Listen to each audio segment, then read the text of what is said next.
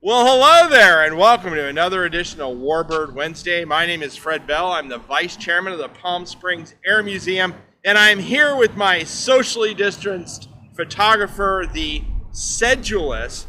Thank you, Greg, for picking a word that I can enunciate so well. Sedulous. I don't even know what that means, but Greg is smiling, so I'm sure it's a good thing. And we are doing count 'em, three airplanes today. And guess what they are? You can tell by my hat here.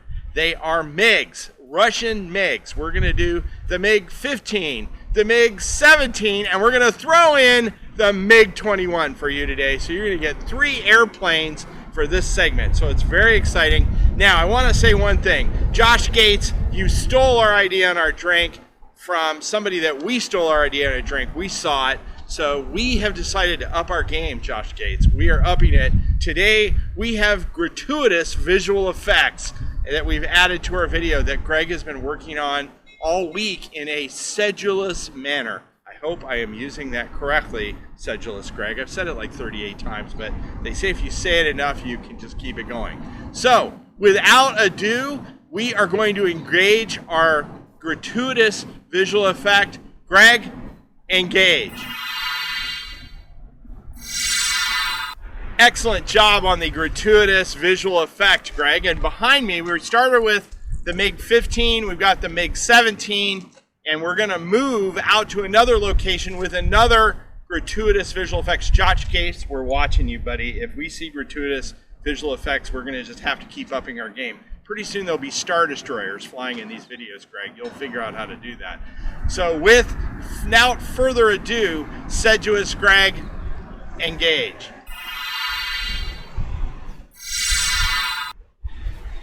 And we're back. Josh Gates, any gratuitous visual effects, we're watching you. We're going to be watching you for that in your videos.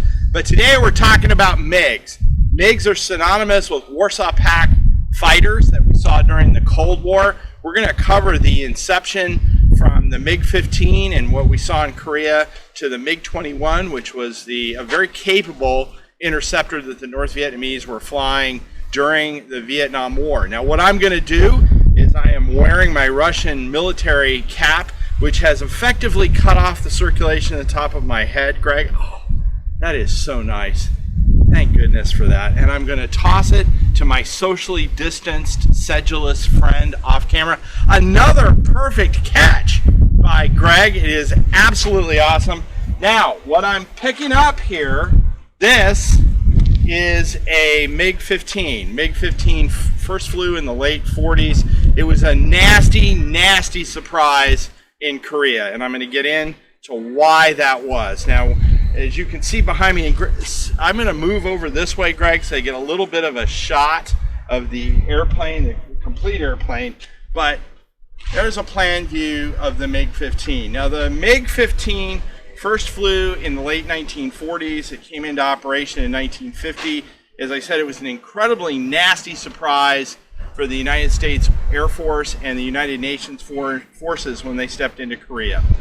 Now, how did this airplane come about? Well, first of all, you see it's got that swept wing, classic swept wing design.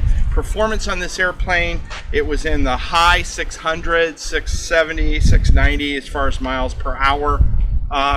Interesting thing about this aircraft bears a striking resemblance to and I'm going to use him again, Kurt Tank, the TA-183. Greg can throw one up, but if you look at the TA-183 and you look at this airplane, there's definite design interest or similarity. Kurt Tank kind of went on and did some other stuff. He's a very prolific German designer, but the Germans were pushing swept wings. Now, first Fred fun fact, Greg, are you ready? First Fred fun fact. People think that swept wings on the Me-262, which was the first German jet fighter, was really to do with speed. It was not. Do you believe that, Greg? It was not. What was it designed for? It was center of gravity. It was to deal with center of gravity for those big Junkers engines that were hanging off there. If you ever get to see an Me-262, I encourage you to do that. The airplane is a lot bigger than what you think, and the Russians inherited a lot of that design. So, and then that was stuff that they captured after the war. You have to remember the Germans first flew turbojets with the HE-178 before the war, and then they were working on turbojet engines to the end of the war, with the Russians captured. Russians captured advanced axial design. Aficionados, go out and look at that. Advanced axial compressors. Greg, try saying that fast. That is, Greg's shaking his head. He's not going to do it. They inherited that. They inherited the Junkers, I believe it's a 018, and the BMW 018 and the Junkers 012 engines, prototype engines, and they played around with them. The Russians played around with them, but they really didn't catch fire with this airplane until they did what, Greg? What did they do? They bought a German Rolls-Royce jet engine. You heard it from me. A German or a British jet engine, Rolls-Royce, that they put into this airplane, and that changed everything. Now, British, we're way ahead in aerospace. Remember, we talked about the Stuka. The first prototypes of the Stuka flew with a British engine. And so the Russians bought this. Why in the world, and you guys can figure that out after this video, the British sold them an advanced jet engine, Rolls-Royce jet engine that was advanced at the time, a turbojet engine. The Russians re-engineered it as the Kilmov line of engines. Say that fast, Kilmov. Kilmov engine changed this airplane. Now, the airplane was subsonic. It was not an all-weather. The MiG-15 was not an all-weather fighter. It has some very interesting design characteristics, and that is, you see these things, and Greg can get a pickup shop at these. They look like these big strips on the wings. Greg, what are those called? Another Fred fun fact. They were going to be packed. Somebody reminded me the last video I did not do enough Fred fun facts.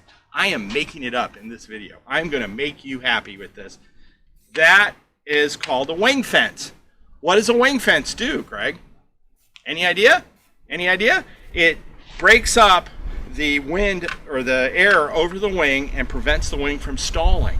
That's what it does. Remember, we talked about in a couple episodes, you got to go back and look at it, with the F-100 Super Sabre, and the problem with the early Super Sabre prototypes with this swept wing, they didn't really understand airflow, and the reason they got the Sabre dance back and forth was the tips of the wings were stalling at a certain angle of attack, the pitch of the airplane.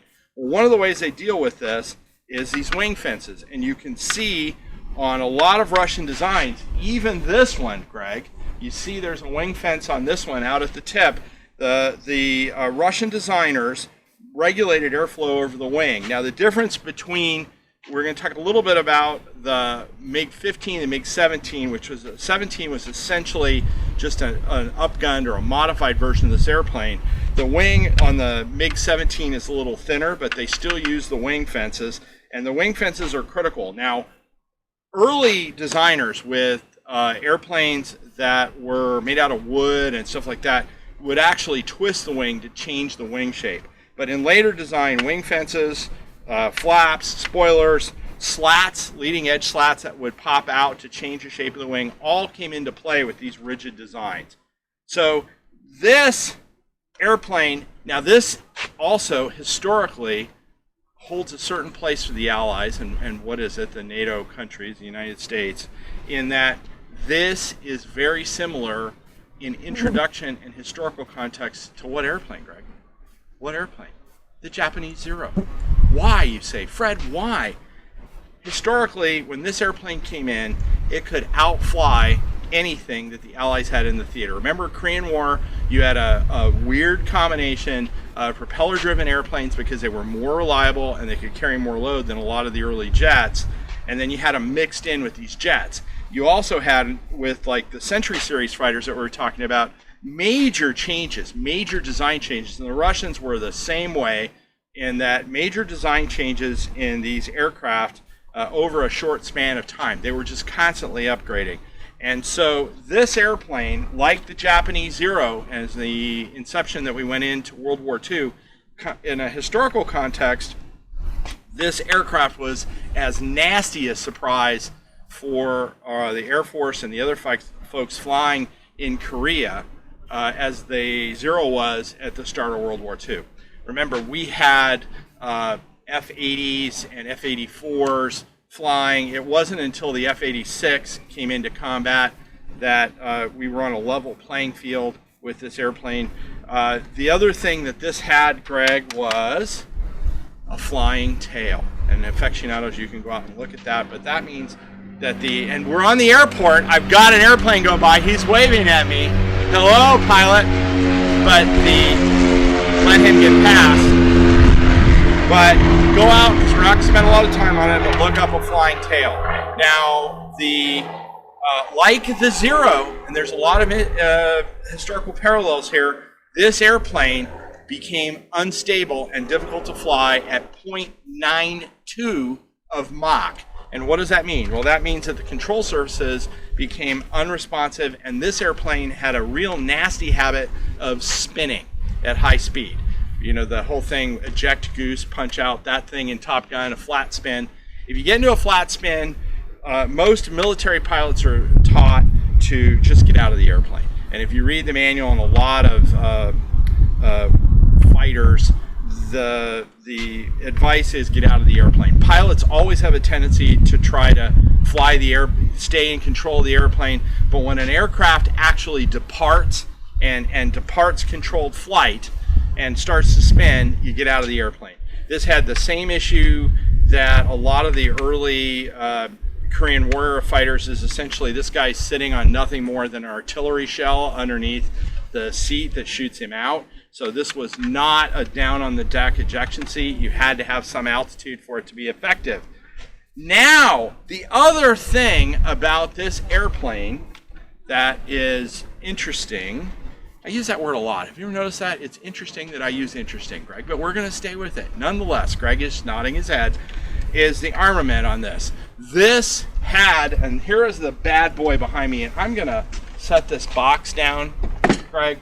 This is a Needleman 37 millimeter cannon. This cannon, along with a 23 millimeter cannon, went underneath. This whole thing dropped out, and that could be serviced. But this cannon was kind of problematic for early turbojet fighters. It did not have a very high rate of fire. I think it was around 400 rounds per minute. To give you an idea, and I'm going to pick up the shell here in a minute, this type of gun was used at the start of World War II, this caliber, as an anti-tank gun against early tanks. Now they mount it on a jet. Why did they do that? They did that because the Russians, the Soviets, were very concerned about nuclear and Allied bombers. And that big cannon, which had about 200 rounds on board, the early MiGs, was really designed to take down bombers. They would go after bombers. And again, a very slow rate of fire, which is always a problem when you're trying to hit something. But like what we talked about in the ME-109, the pilot had a selector switch. He could go from the 23 millimeter cannon. He could switch on the 37 if he got into close range. But this thing had a really big gun on it. It was designed to go after bombers.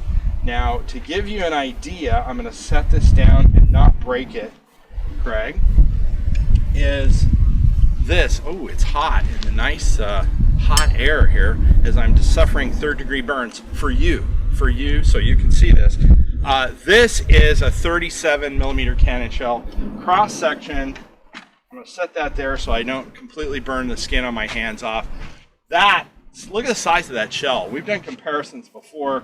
Now somebody's going to say, well, cartridge, this and that.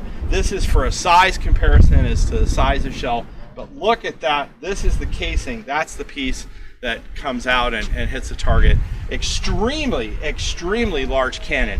It was both used on the MiG-15 and MiG-17. As I said, there were about 18,000 of these MiGs built either by the Russians or by their counterparts. You know, they're third-party countries that were in the Warsaw Pact, Soviet bloc, so they were built under license as well. And then we move on to the MiG-17. Now, what was different about the MiG-17? The MiG-17 had an afterburning engine. It was a little longer, and it was also an all-weather fighter. These early jets could not fly in really bad weather conditions. The Russians solved that problem with the MiG-17. There were about 10,000 of the MiG-17s built. They retained that armament, that big gun armament. They were highly maneuverable, and against American fighters in Vietnam and elsewhere in the world, because they fought for other countries and other conflicts. If you had an experienced pilot in a MiG-17, you were in for trouble. It was a highly maneuverable. It was subsonic. It could not break the sound barrier. And remember, when you're talking about Mach, you're talking about Mach numbers. Breaking the sound barrier can vary in the height, the water density, in the air, and so on and so forth. But these aircraft, when they came up to the speed of sound, were just a bit unstable. They were fairly short range in that they were designed for point defense. Most of these aircraft had around a range of about 400 miles, 400 to 800 miles, and they were designed. Remember, the Russians were concerned about bombers and point defense. Now, the other thing about Russian aircraft, and you can really see this in their construction, they were built very rugged. They were designed to be serviced in the field. The Russians had a lot of conscripts in the field, and they were designed to be extremely, extremely rugged. You can tell the difference in manufacture between Russian and American aerospace products. Metallurgy, how the panels attached, everything else was different. But the Russians, make no mistake, Russians built really good airplanes. This airplane, and continue to build good airplanes, this aircraft was a start of a real problem for us. The MiG-17 in Vietnam had 70-ish air kills, air combat victories against American fighters. Now, there's one thing, and I don't have a MiG-17 model, but in air combat maneuvering, when the airplane would come into plan view, these aircraft, when you mixed it up with them, were extremely difficult because they're so close in their design. But American pilots would refer to the MiG-17, Greg, another fun fact, dirty fingers. And what was a dirty finger? It was what they would call the shape of the wing. And that was how they could tell if they saw the wing flip up. Remember, these are moving really fast in the air combat.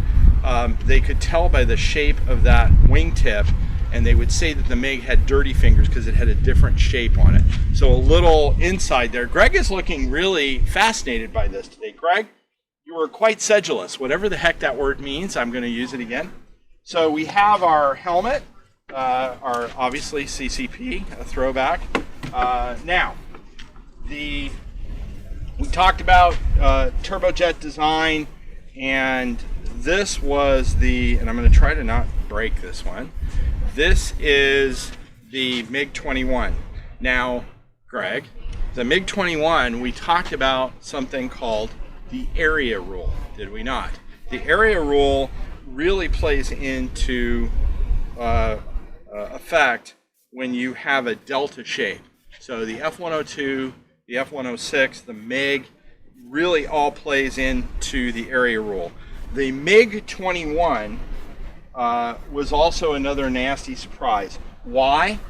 If you put it up against an F-4 or a contemporary aircraft, it's much smaller. And it was highly maneuverable. It was capable of Mach 2, so it could go twice the speed of sound. Or if you say Mach 2 too fast, somebody goes Gesundheit, especially Greg. What do you think? That was a good one, wasn't it? No, he's shaking his head. It was not good. But the MiG-21 was a nasty surprise. The MiG-21 in Vietnam was used by the North Vietnamese quite judiciously. The American fighters tried to get at them, and actually with Robin Olds drew up a bunch of MiG-21s that were looking to try to ambush some F-105s, which we just did recently. What they ran into were F-4s that were playing like F-105s, and they managed to shoot some of these guys down. But the North Vietnamese would come in, they would go after the fighter bombers, or they would go after the B-52s, try to get in and make lightning attacks and kill as many of the American aircraft as they could, shoot them down, and then get out of there. They would not typically stay around in combat. Now, MiG-21s still fly. There's about 11,500 of them made. Now, another Fred fun fact. What's this behind me? Greg. This is a Czech, under license, built MiG-21. Now, this aircraft, they were fairly rare. This, and if you can have, MiGs are quite predominant. There's a lot of them with the fall of the Soviet Union. They're around, especially in the satellite countries. But this MiG-21, there are only about 200 of this type made. So it's actually, if you're a MiG guy, this is a fairly rare MiG. It was made for the Czech People's Air Force, you know, because at that time, all of those had peoples in everything that they were doing at that time. And you can see, Greg, you can get a pickup shot on the tail. That actually has, and we put on that, since a Czech airplane, we actually put the Czech People's Air Force logo on it. So it is perioded correct. It has 1112, as we call it, the number, has Notorious Natasha on the front of it, and she is in a Czech Air Force uniform. So another Fred fun fact. We're like packed with them today. Packed, Greg. So Notorious Natasha is actually wearing a Czech Air Force uniform. So the MiG-21's comparable, if you're going to say comparable in performance, comparable to an F-104 or an F-5 in the American inventory. They were afterburning, and they still are flying today. So, and this airplane, by the way, is a complete aircraft.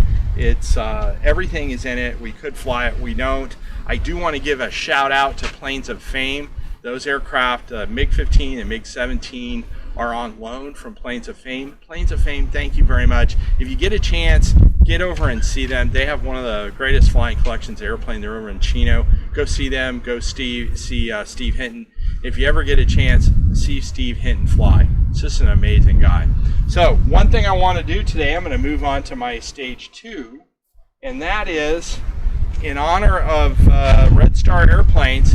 Greg, I have Old Red Eye root beer. Now, we have not gone wrong with root beer before. Old Red Eye, since 1948, is not a sponsor of this program, and I want to go ahead and give it a shot. What do you think, Greg? You haven't poisoned me in about the last 2 attempts. The sun is really hot out here. Even that was warm. I'm going to take a shot of this, but what I want to do today is, on a somber note, we had a F-15C crash yesterday in the filming of this video up in the North Sea, and we lost the pilot. Pray for the pilot. Those guys have a tough job, and up in that part of the world, that is a very unforgiving environment. So God bless you to the family of that Air Force pilot that was lost in that airplane.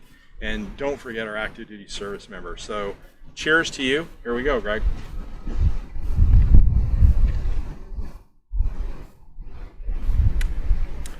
Another keeper, Greg. You are contributing to my delinquency. So remember, when we talk about MiGs and we talk about the tech tree, we're talking about technology, as we talked about that compressor and about the first German fighter that flew, and about the TA-183. A lot of things came out of that, and then the Russians and Europeans and the Americans kind of moved on from German design. But a lot of that tech tree design came out of that. Now, if you have a heaping hankering for a modern jet airplanes, you can actually build this puzzle available in our gift shop and shipped to your door the minute you order it. It literally leaves our building, and the minute you order it, you can order this puzzle. And this has some of the MiGs and some of the follow-on MiGs that we're talking about, some of the more modern MiGs. You can do that, and nothing is better. You could actually build this and then frame it. Wouldn't that be cool, Greg? You could actually do that. Another use. I like doing puzzles, so there you go. Now remember, if you like Warbird Wednesdays, smash that subscribe button. And if you see us, like us on Facebook. We can use that. And then we can always use your donation and your gift shop purchase from Jer Bear in the gift shop. See, we've been locked in the building so long that we are actually developing nicknames for everybody. So our gift shop manager is Jer Bear. We'll give him a shout out. Give Jer Bear something to do and order one of these puzzles today. My name is Fred Bell. I am the Vice Chairman of the Palm Springs Air Museum. Thank you for joining me. Have a great day.